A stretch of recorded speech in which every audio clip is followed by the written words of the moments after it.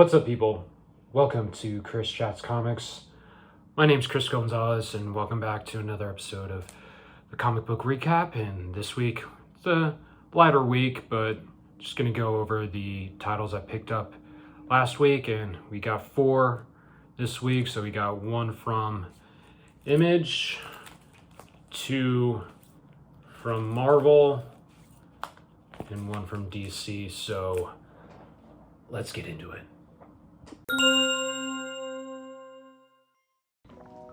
So welcome back to the comic book recap, and this is the video series where, the title suggests I recap the comic books that I read from the previous week, and you can also check out my haul video on New Comic Wednesdays when I picked up these titles. And but yeah, so I just do a recap, do a review, discussion, give my thoughts on what I read. And like I mentioned, it's only 4 titles this week, so let's get into it. So first we're going to start off with Image. We got one of my favorite series from Image, and that's Lost Fantasy. This is issue number 11.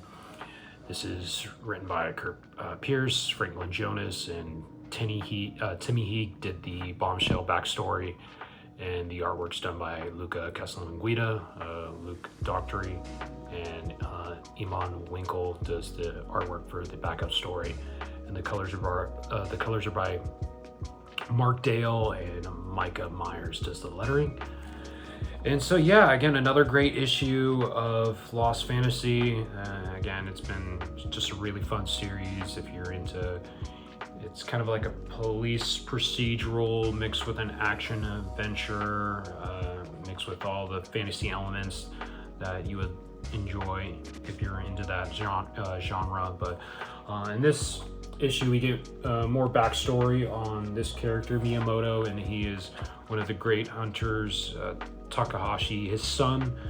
And it was revealed in issue 10 that he had was the one who set up the attack, or one of the ones who set up the attack on the great hunters. So yeah, and we get into the reason why he betrayed his father. So it's revealed that as a young boy growing up, he started to develop this hatred for his father because he just didn't feel appreciated by him. And you kind of feel for Miyamoto, because again, he just wants to get under his father's good graces. He wants to feel appreciated, but he didn't. And eventually this kid named Jin I think he was an orphan, and Takahashi, he took him in and he started treating Jin more like a son than Miyamoto. And Miyamoto was, he started to develop resentment against Jin, and the resentment got so powerful that, during one of the missions that they went on together, Miyamoto betrayed Jin by stabbing him in the back.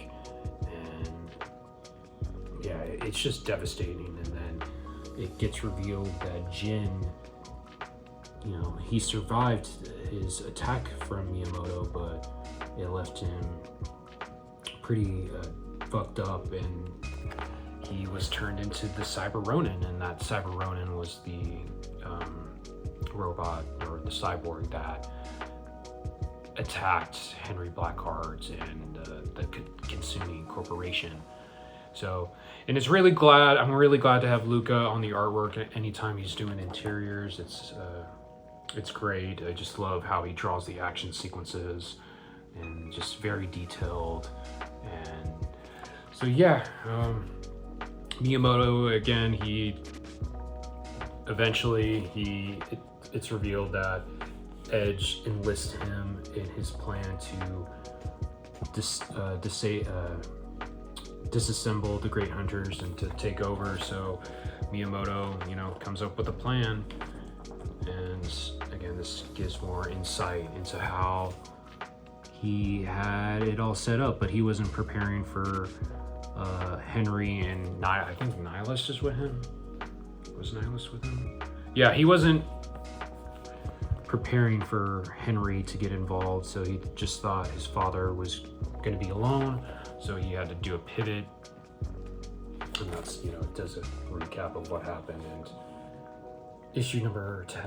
So it also goes back and forth between, what's happening with Henry and fighting Miyamoto, and then Nihilus Takahashi, and I forgot the girl's name, but she's the daughter of one of the great hunters. They were taken by Edge's forces to a fortress out in some desert, but so now they're trying to escape. And yeah, this was a pretty thrilling sequence. The artwork here is done by Luke Daughtry, so it's pretty seamless, not too jarring, but I'm digging it. I really dug it. So we go back and we have a really thrilling fight between Miyamoto and Henry. And it's just, again, Luca just draws the action sequences just really, really well. It's very kinetic. And this was a great sequence. So they fight, and then eventually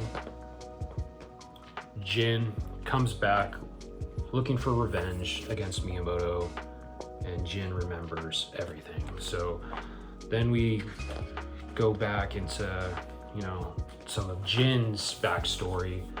And, a couple issues ago, Jin, as the Cyber Ronin, he fought both Miyamoto and Henry. He got messed up, so he's being rehabilitated, but then he starts to remember his life beforehand and how he was taken in by Takahashi and Miyamoto's family, the Kitsune clan, and he felt that he finally found a family, but then he remembers that he was betrayed. So he's looking for revenge against Miyamoto. And then meanwhile, Nihilus, Takahashi, they find Tyrion, and I forgot this guy's name, but they find a couple of the great hunters. They're suspended in this prism of some sort, and from last issue, this is how Edge, he was able to siphon some of their life force, I guess, to get more powerful in dark magic. Then again, we cut back to Jin fighting Miyamoto, and again, just look at the line work, just really, really thrilling, just very kinetic. Again, really, this is just a fun series. Like, if you just want a fun, thrilling adventure, Lost Fantasy gives that to you. But then Henry, or Jin, he tries to kill Miyamoto, but Henry prevents him because he needs to get information on Edge's whereabouts. And initially Miyamoto, he doesn't budge, but then eventually Henry does get the best of Miyamoto, and Miyamoto reveals that Edge is in this desert. He's in the Sardukian desert, and that's where Nihilus is, and Takahashi and the others, that's where they're being held. So Henry kills Miyamoto, and then he enlists Jin to join him in his fight against Edge. So Henry, he is assembling a new team, so that's pretty cool. And then we go back to the desert compounds where Nihilus and the others are being held at.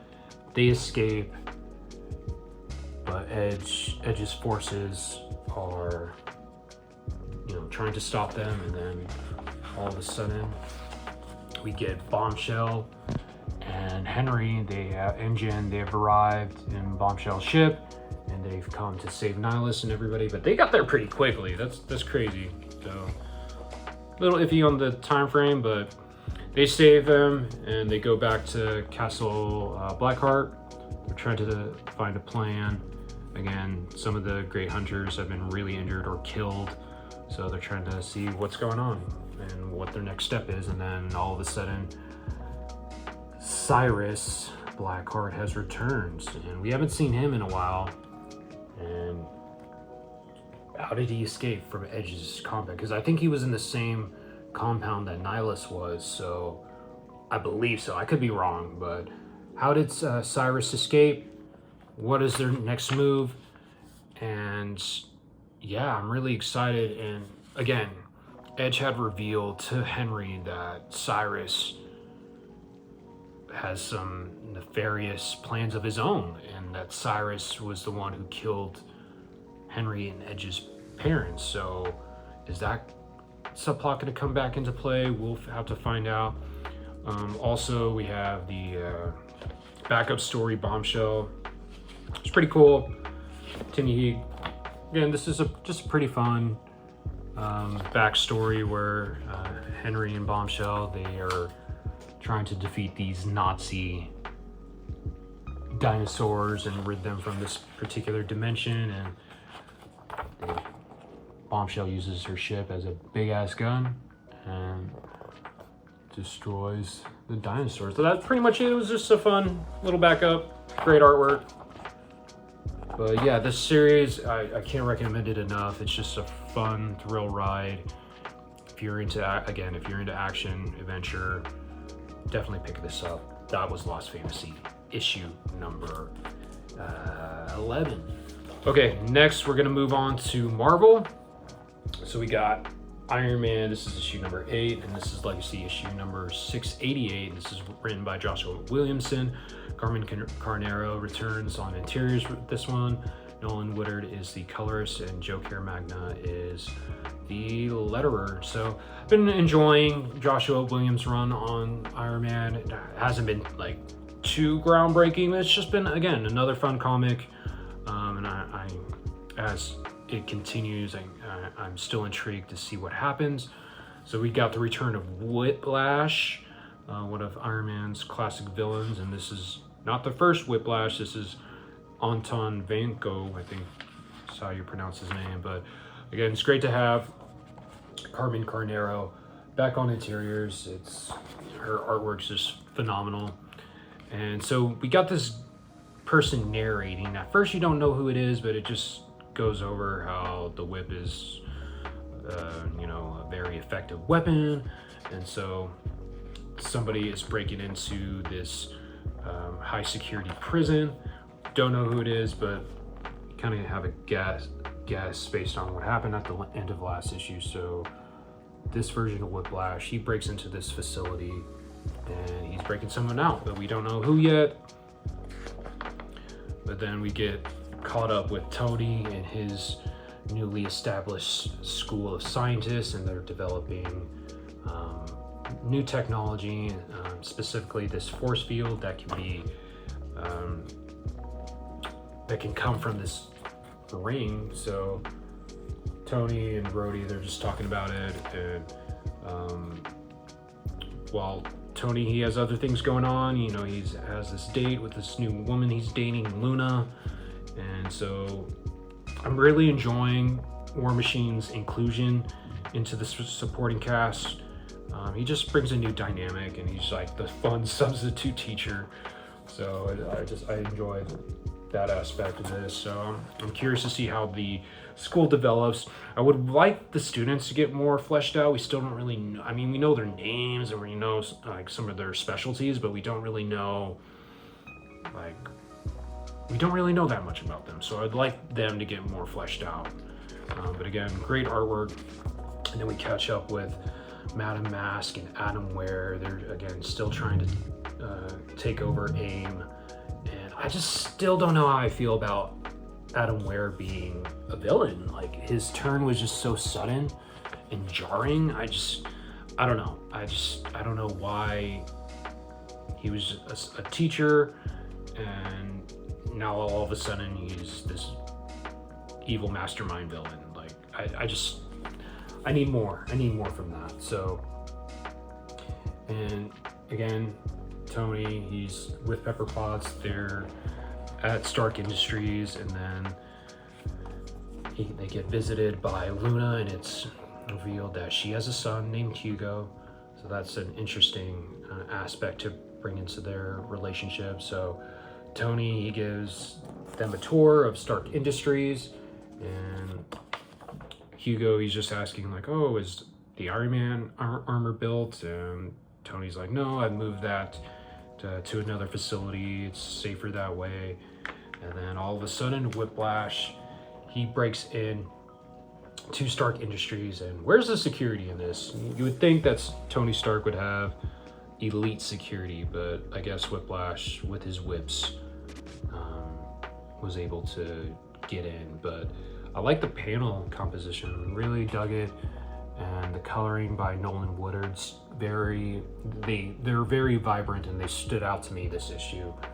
And yeah, so they start to go, Tony, he puts on his armor and he starts to fight Whiplash. This is Whiplash 2, by the way. Anton Vanko, again, he's looking for revenge. He hates Tony for essentially causing the death of, he believes he caused the death of his father. But yeah, really, the artwork, again, look at how I just really am enjoying the artwork by Carnero. So eventually, Tony, he's in trouble. And then we cut to some of the facilities. Of Stark Industries. They're getting caught on fire due to the collateral damage caused by Whiplash. And then Pepper, she gets saved by Citizen V.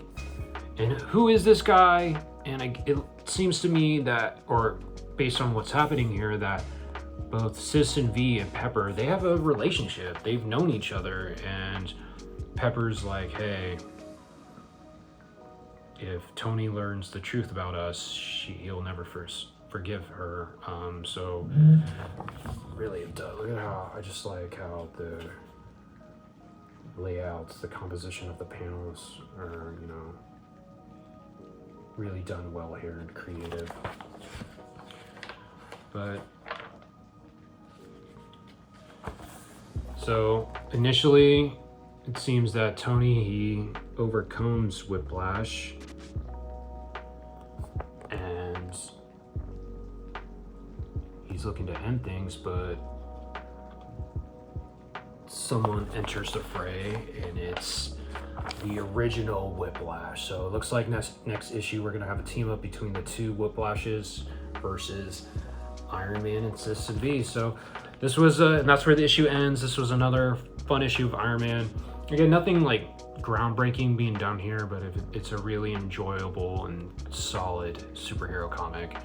Really enjoying the artwork, and I think Joshua Williamson, he's doing a great job. So we'll see what happens. And yeah, I would recommend Iron Man. That was issue number 8. Now let's get into the last Marvel title, and that is Amazing Spider-Man. This is issue number 34. Legacy issue is 998, so 2 more until 1000.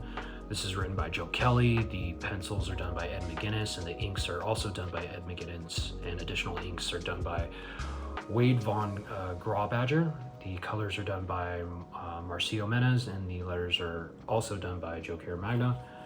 And really, this was one of the better issues of Joe Kelly's run so far. I'm really enjoyed Ed McGuinness's artwork. We got Peter, he's fighting Electro in this issue. And yeah, it's Ed McGuinness, again, one of the better artists on this run.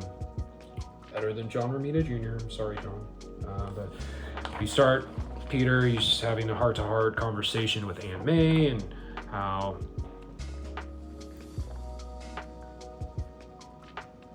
they're just talking about her relationship, how it's developing with Cormac, her long-lost son.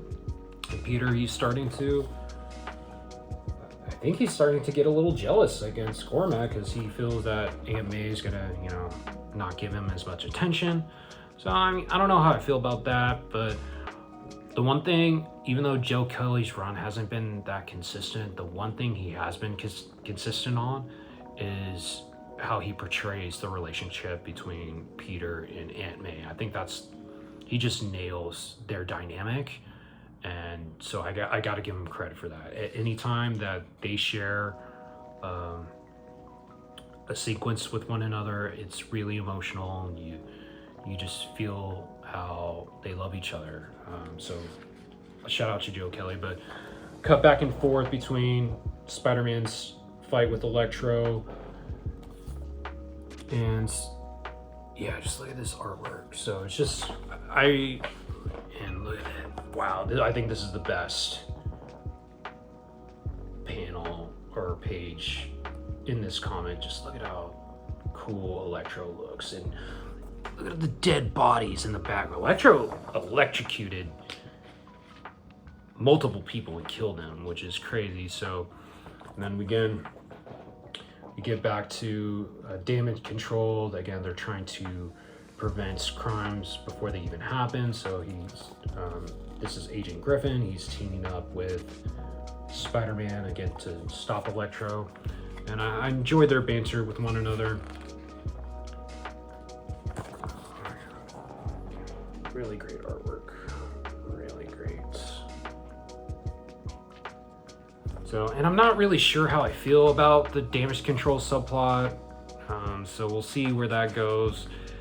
And then we go back to Peter. He's at his apartment and he's with his, alien roommate Glitch, and they go to the roof where they discover Raylis. She's doing these yoga poses, and she seems to be in some type of mood. Not sure what happened. Last time Peter was in that fighting tournaments with the villains, and Raylis tried to help him, and she got hurt. So is she upset with that? I'm not sure. I enjoy Raylis as a character. I enjoy her relationship with Peter. So we'll see how their relationship will further develop. Knowing Spider-Man, he's gonna fuck it up somehow and they'll break up. It's not like they're really dating, but they're like friends with benefits. And then we get this moment with Glitch telling Symbi, hey, let's go take a shit in Peter's shoes, which cool, I guess. Symbi's like kind of useless, but cut back to Agent Griffin. He puts on this suit, and it's like made out of this special webbing that will siphon Electro's electricity and like project it back out to him.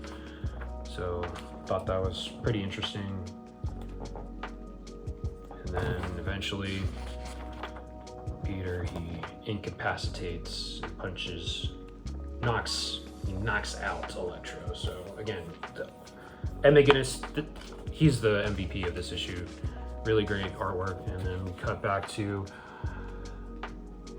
Spider-Man. He meets up with Robbie Robertson. Again, he gave Robbie the task to look into Cormac and see if, he's up to. But Robbie, he just confirms that, this guy's a good dude.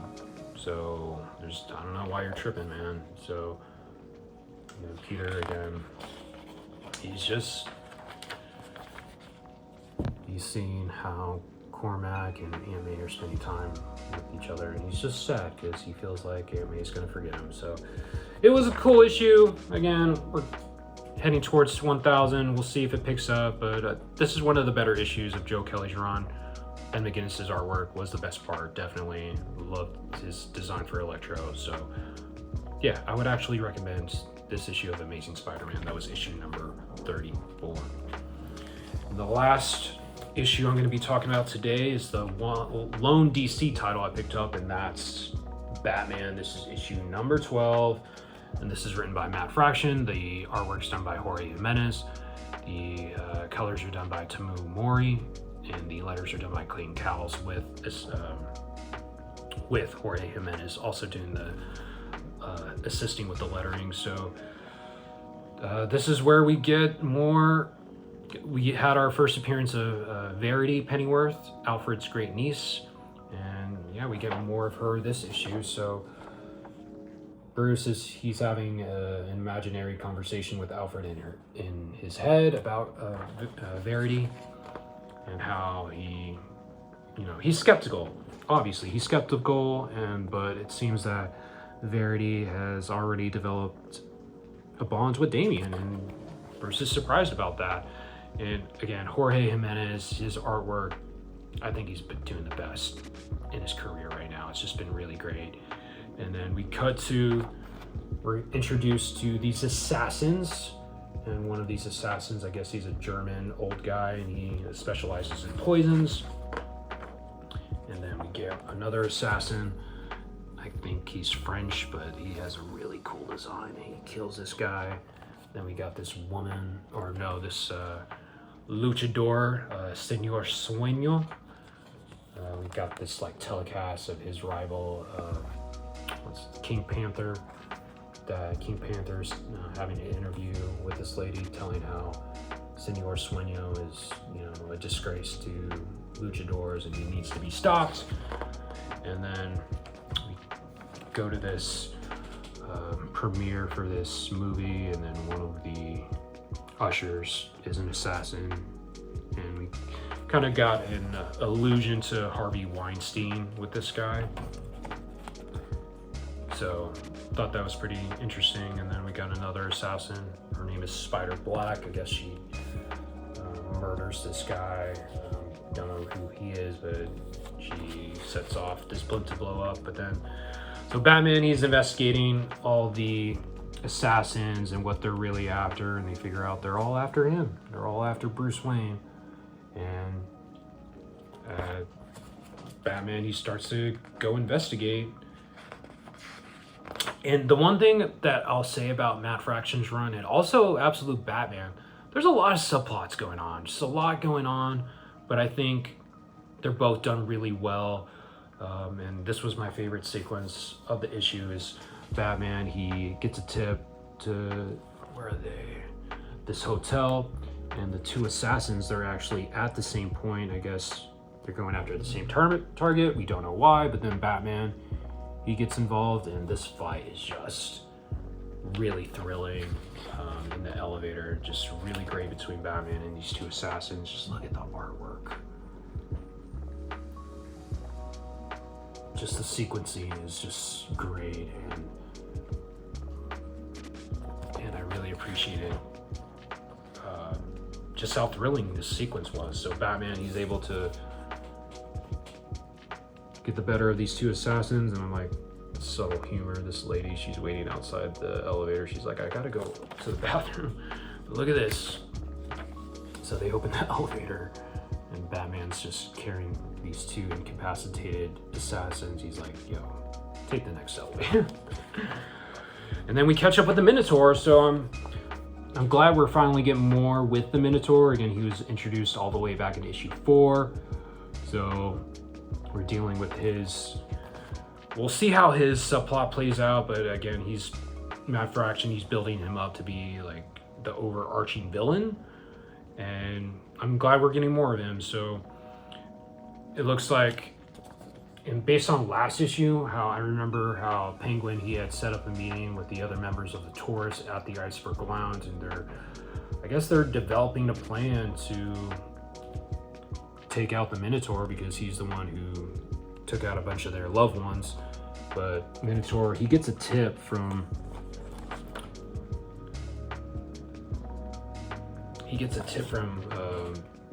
one of the members of the Taurus, and the guy's just telling him like, hey, like, we have the same car, just be on the lookout. So we got somebody dressed up as the Minotaur go into the car explodes, so it was set up to blow up. This is the real Minotaur. So there's something going on within the inner workings of Taurus. And then we catch back up with Damian. He's asking his father, like, hey, why'd you bring them here? And Verity's the one who revealed that, oh, she set up all these assassins so we could, weed them out. So, and both Bruce and Damian are impressed with her, and they both say, you can stay. So I'm interested in Verity. I wonder, hopefully she's the permanent replacement for Alfred, and she's just not another villain. So, but then we catch up with the Joker. We haven't seen him since issue 7, when he revealed that, and we kind of haven't touched upon it, when the Joker knows Batman's Bruce Wayne. We haven't really gone back to that, but we're back with the Joker, and someone is visiting him, or is it really somebody, or is it just in his head? So he's having this conversation with this person, and he's just like, oh, well, I have to tell Dr. Zeller about this. And this person or entity's like, oh, I'm here, I'm never going anywhere. So is it just Joker's subconscious, his evil subconscious talking to him? Because the storm, I forgot what this device on Joker's head is called. It's like the crown of storms or something like that, and that like suppresses his evil thoughts essentially. So is Joker's subconscious coming back out? So, and at the end he just laughs, ha ha ha. So another great issue of Batman by Matt Fraction. This run has been really enjoyable, and I can't wait for the next issue. So those were all my books this week. Let me know if you read any of these books, what your thoughts are in the comments. I really would like to know how you've been feeling. My dog. I would like to know how you've been feeling about these series so far, and yeah, just let me know in the comments, and leave a like on the video, share the video if you can, and subscribe to the channel if you haven't done so already. I would really appreciate it. My goal is to hit 1,000 subscribers. And yeah, so that was it. Thank you for those who have been watching. I really appreciate it. This has been Chris Chats Comics. My name's Chris Gonzalez. I'm out. Read your comics. Peace.